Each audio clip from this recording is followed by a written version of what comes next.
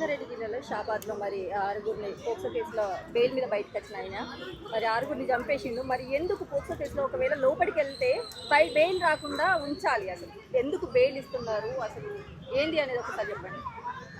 Indian లా ప్రకారం ఎవరికైనా bail వస్తుందమ్మా. ఈ ఆరుగురిని చంపినా సరే కానీ బెయిల్ వస్తుంది. ఎందుకంటే మన సిస్టమ్ అలా తగలడింది కాబట్టి. ఏదేమైనా మానవత్వం మంట కలిసిపోయి సమాజం పట్ల బాధ్యత లేకుండా కొంతమంది సైకోల్లా మారిపోయి ఇలా దురాచారాలు, దుర్ఘటనలు, మర్డర్లు, మానభంగాలు చేస్తూ విపరీతమైన ధోరణికి వెళ్ళిపోయారు.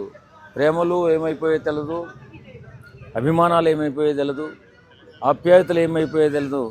కన్న బిడ్డల్ని కూడా, చిన్న పసిమొగ్గలారని బిడ్డల్ని కూడా, ఇద్దరిని కూడా పేక్కొచ్చి చంపేశాడంటే ఎంత దారుణమైన సంఘటన ఒకసారి ఆలోచిస్తేనే ఒళ్ళు గగురు పొడుస్తుంది.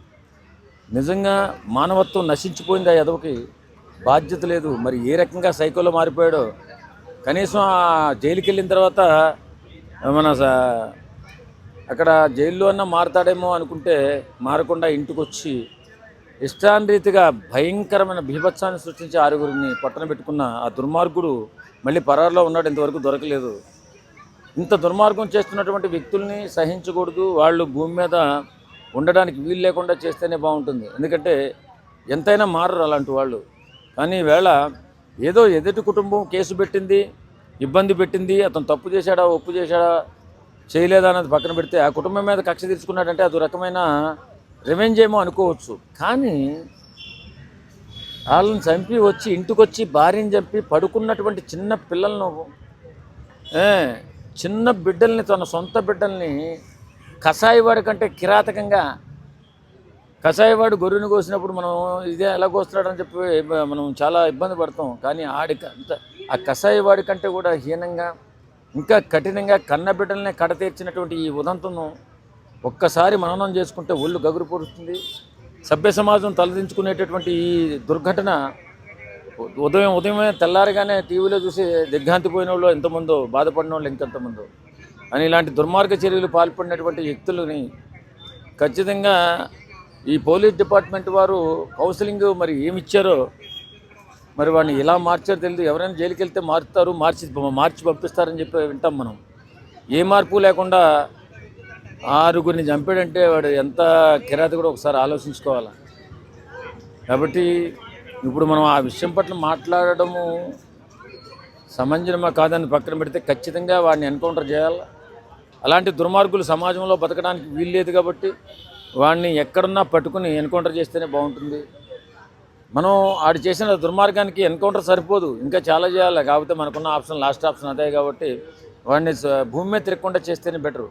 ఎందుకంటే కన్న బిడ్డల్ని ఏదో మనం వాళ్ళు వీళ్ళు చెప్తుంటారు, పాము తన పిల్లల్ని తనే తింటుంది అని. వీడు విషపురుగు కంట 1000 కూరల నాగుపాము కంటే ఇంకా భయంకరంగా తయారై ఆ బిడ్డలను కూడా చంపుకున్నాడంటే వీడు బతకడానికి అర్హుడు కాదు. వీడు ఖచ్చితంగా శిక్షించడానికి అర్హుడు. కాబట్టి వీడిని ఎన్కౌంటర్ చేయవలసిందిగా నా తరపున నేను కోరుకుంటున్నాను. అయితే ఎవరైతే బాధితుడు ఉన్నాడో, జైలుకి వెళ్ళాడో, అతను ఇంతకుముందే ఆ కుటుంబాన్ని బెదిరించాడు. నేను బయటికి వస్తే ఖచ్చితంగా మిమ్మల్ని చంపేస్తా అని బెదిరించాడు. ఆ కుటుంబం పోయి పోలీస్ స్టేషన్లో కంప్లైంట్ కూడా చేస్తే పోలీసులు పట్టుకొని పరిస్థితి కనబడింది, అంటే పట్టించుకొని పరిస్థితి కనబడింది. మరి పోలీసులు ఎందుకు పట్టించుకోలేదంటారు? అంటే ఇంత ఘోరం చేస్తాడని పోలీసు వారు కూడా ఊహించలేరమ్మా. కాబట్టి ఇంకా కొంచెం అప్రమత్తంగా ఉంటే బాగుండేది ఆ కుటుంబం. మనం ఊహించలేము. ఆ ఊహకు అందనటువంటి అలాంటి గ్రామాలలో మన సెక్యూరిటీ కాపాడుకోవడం కూడా చాలా కష్టమే.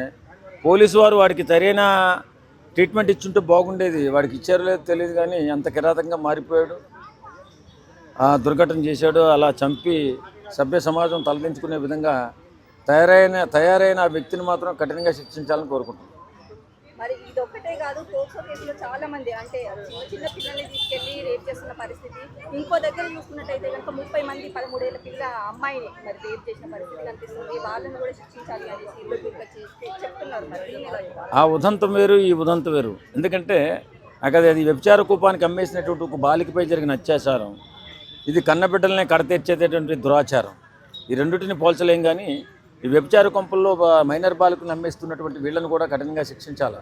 ఎందుకంటే వీళ్ళ ఓయో రూమ్స్ వచ్చిన తర్వాత విపరీతమైన పోకడలు పోయి ఇష్టాన్రీతిగా ఈ హోటళ్లలో అమాయకమైనటువంటి దూర ప్రాంతాల పల్లెటూరు నుంచి వచ్చినటువంటి అమ్మాయిలను ఎక్కువగా ట్రాప్ చేసి అందులో బంధించి వ్యభిచారం చేస్తున్నట్టుగా తెలుస్తుంది. దీనిపై ప్రత్యేక నిఘా పెట్టాలని పోలీసు వారిని ప్రభుత్వాన్ని అభ్యర్థిస్తున్నాం.